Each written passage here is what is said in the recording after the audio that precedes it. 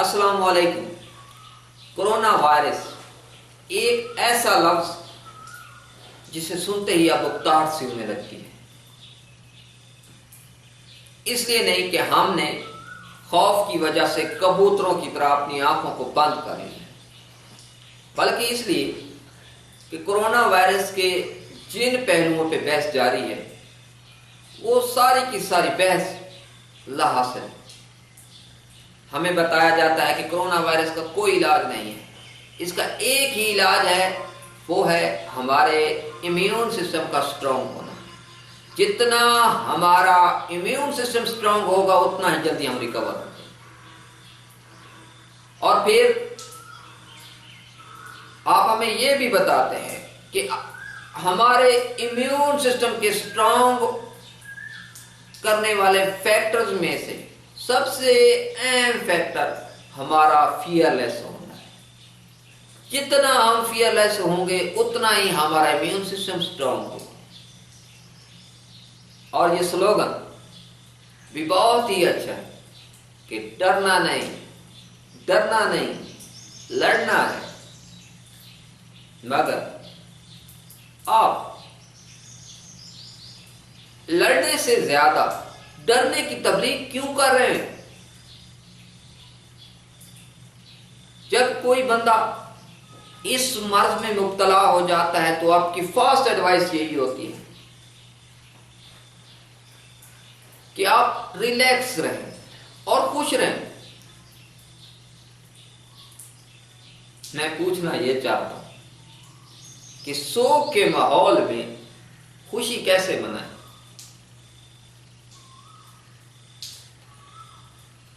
Corona virus کے مریضوں کی حالت جیل میں موجود قیدیوں سے بدتر ہے، کیونکہ جیل میں موجود قیدی کی قید کا وقت معین ہوتا ہے، مگر یہاں تو مریض حیران اور پریشان وینٹیلیٹرز پہ لیٹا ہوا ہے۔ اسے تو اتنا بھی پتہ نہیں ہے کہ قاتل مرض ہے یا موت۔ پھر طب کا علم بھی ہمیں یہی بتاتا ہے کہ مرض میں جب تک ہمت ساتھ چلتے رہو۔ مگر یہ کیا کہ آپ نے ایک دوڑتے ہوئے آدمی کو وینٹیلیٹر پہ لٹا دیا ہے۔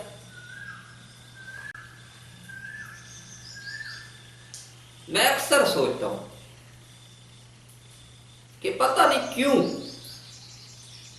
ہمارے اعمال اور عقائد آپس میں میچ ہی نہیں ہو رہے۔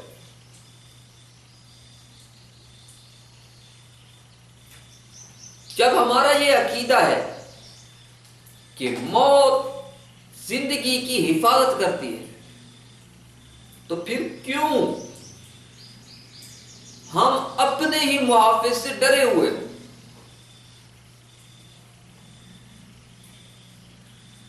میں قسم کھاتا ہوں، اس خدا کی قسم کھاتا ہوں جو تمام مذاہب کا مرکزی نقطہ ہے، کہ موت سے زیادہ خطرناک، میں پھر ریپیٹ کر رہا ہوں، موت سے زیادہ خطرناک موت کا خوف ہے۔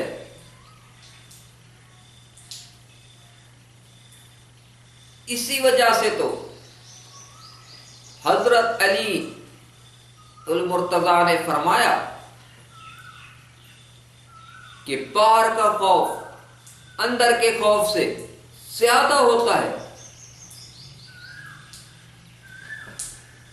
اور میں اب ان سے مخاطب ہوں جو مرض سے لڑنا چاہتے ہیں، موت سے نہیں، کیونکہ یہ واحد حریف ہے جسے کبھی شکست نہیں ہوئی۔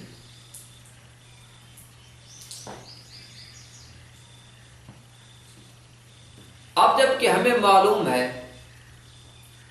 کہ اس مرض سے لڑنے کے لیے ہمارے پاس واحد ہتھیار ہمارا امیون سسٹم. اب ہم نے سوچنا یہ ہے کہ how it will work perfectly. کہا جاتا ہے کہ نیچر اٹریکٹس دا نیچر. اس لیے ہمیں اپنے نیچرل ڈیفنس سسٹم کو اسٹرانگ کرنے کے لیے نیچرل انوائرمنٹ کی ضرورت ہے. جہاں تک ممکن ہو سکے ہم اپنے مریضوں کو اوپن اور گرین ایریاز کی فضا میں رکھیں اور پھر وہاں پہ انہیں اسٹرالنگ کرنے کی اجازت ہو. ساتھ ساتھ نیچرل میڈیسن بھی استعمال کی جائیں. مثال کے طور پر شہد. ریکور ہونے والے مریضوں کے لحاظ سے ہمارا ملک پہلے بھی الحمدللہ سر فہرست ہے، لیکن میرا یہ یقین ہے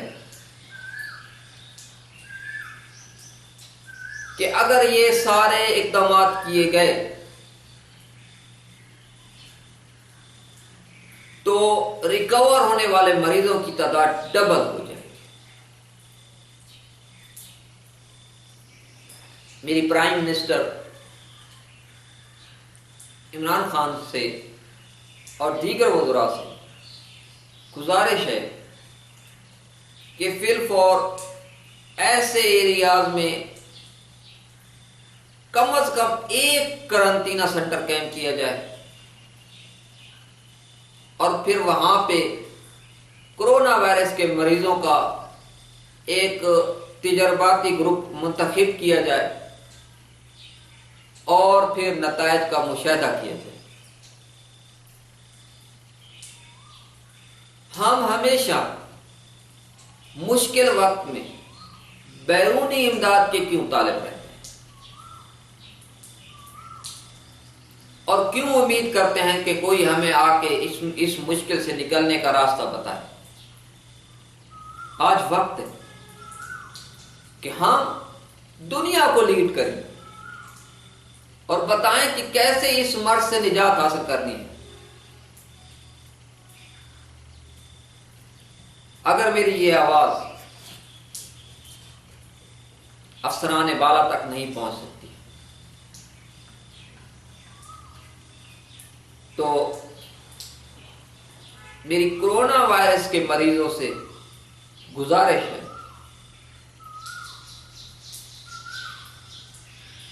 کہ وہ قرنطینہ کا مطلب خود کو قید کر لینا نہ سمجھیں، بلکہ ایسے علاقوں کی جانب رخ کریں جہاں پہ خدا نے زمین پہ فطرتی رہنائیوں سے جنت کا انتظام کر رکھا ہے.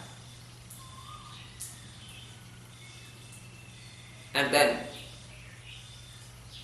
feel the unseen beauty of the nature. The beauty that consoles us. The beauty that provides us happiness. For that, there is no need to arrange a dance party or a fake smile. Thank you.